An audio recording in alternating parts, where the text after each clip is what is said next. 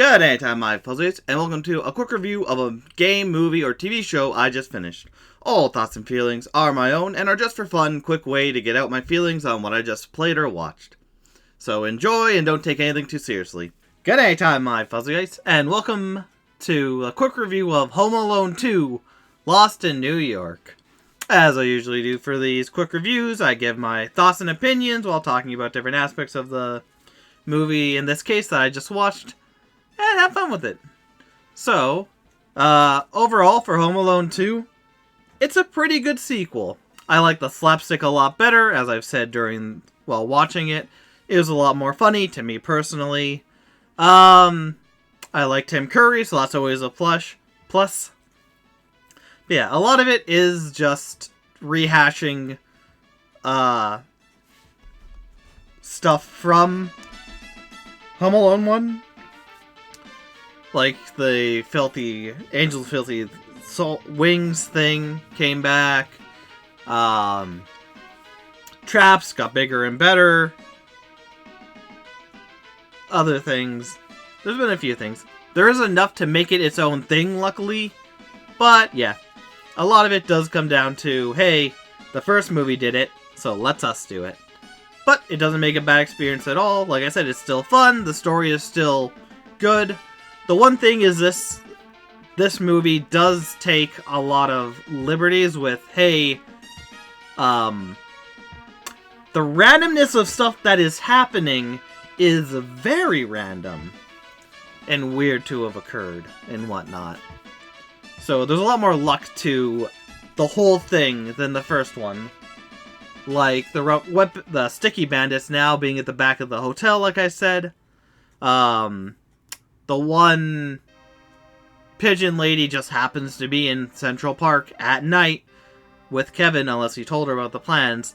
And just some other stuff. A lot more luck-based for everything going on. He just so happens to be in the area where Marv and whatnot tell him his plans and whatnot. Not bad, but again, just very much more luck-based for him to learn about stuff. But either way, let's go into the, the story. So the story, somewhat like the first one. The family is going on vacation, this time to Miami, Florida.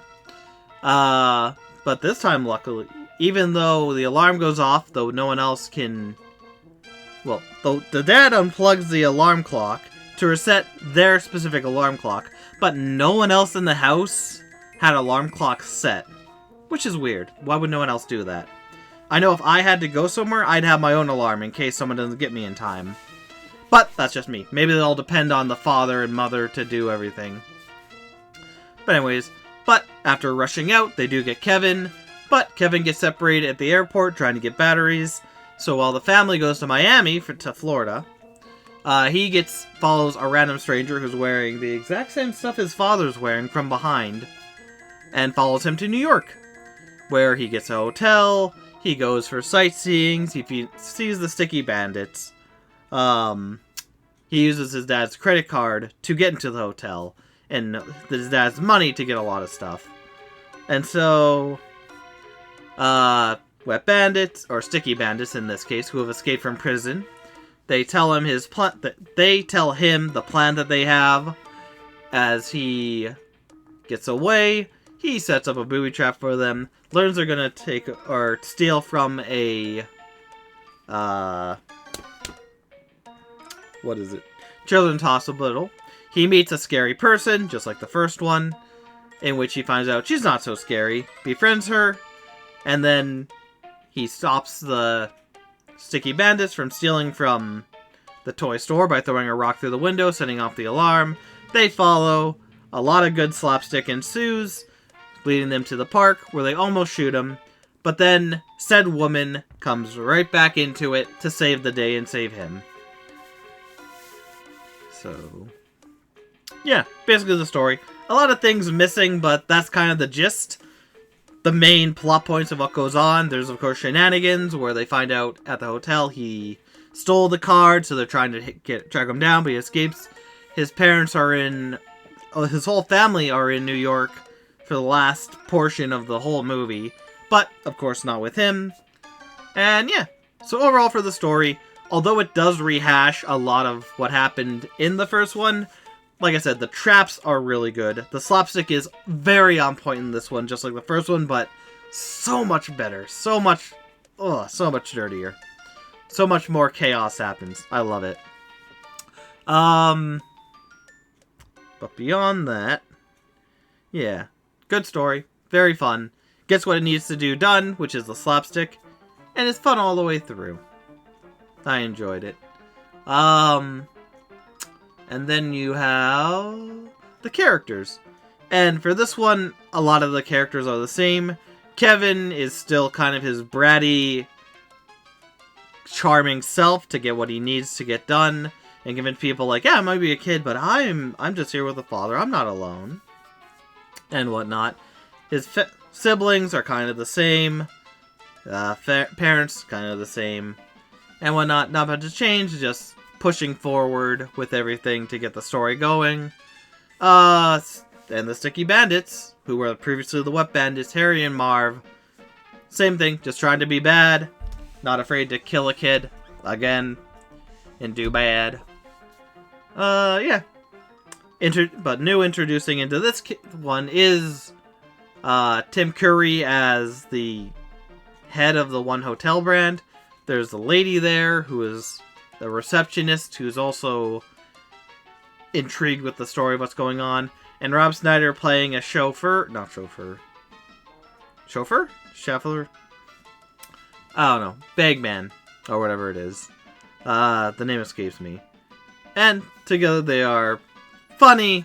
They bring more to a professional hotel that Kevin enters into and stays the nights at, being an antagonist there, which is a good change up, giving him more to go against. And somewhat funny. I think Tim Curry has been a lot funnier in other things, but he does a good job. He looks good. He has great facial expressions. Overall, for the new characters in it, they do add to the story to, keep it moving and whatnot, which is good. Besides that, you have the settings, which is basically the hotel, the airport for a bit, the house for a bit, and whatnot. All those serve a purpose, and they're good. The hotel looks immaculate, which it should, because it's advertising a real-world hotel in New York. Whether or not the hotel is still going, I don't know. But it looked really good. And then you have the uncle's house, which is under renovation, which the main slapstick occurs in. And it looks really good. It makes a lot of sense. There are holes in the floor. There's walls not work. There's plumbing's not working. There's exposed pipes and whatnot. There's dangerous areas, which all helps to there's bricks lying around. There's a lot of tools and whatnot, which is how Kevin is able to make all of his tools and traps and whatnot, adding more cadence to it. And it's really good. Enjoyable. It makes sense for it, and it all looks really good. You go to Central Park, which again is Central Park, so they probably shot on location. Looks really good and whatnot. Everything looks good. The scenes look good and whatnot to give more variety to the area and whatnot, and make it feel real and New Yorkish.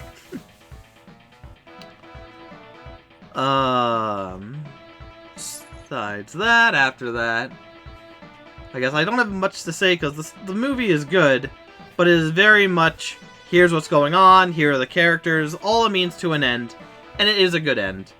And then going to that end being the special effects and slapsticks and whatnot. And like I said, it's really good. It's really solid. The impacts feel real. When Marv gets hit with a brick multiple times, you feel his pain. He does a really good expressing that. When he gets shocked, his screams are freaking hilarious. Turning into a skeleton that still opens and closes his mouth as he screams. Hilarious. It is really good. The slapstick was taken to another level. And it's just, it looks good, it feels good, it's enjoyable. They did a really good job with all the special effects and whatnot. really, if you want a good slapstick movie, this is definitely it. Unfortunately, it's not all the way through, though they have some good stuff with the hotel slapstick and whatnot. Yeah, still pretty good. And then, I guess last but not least, is The Legacy. Coming off of Home Alone 1, it does a lot of the same tropes it does the same thing a lot of sequels do, where they take a lot of either jokes or premises or plot points that happened in the first one. They bring it back in slightly a new way, so yeah, it's still him listening to a VHS and stopping it and playing it at certain parts, but yeah.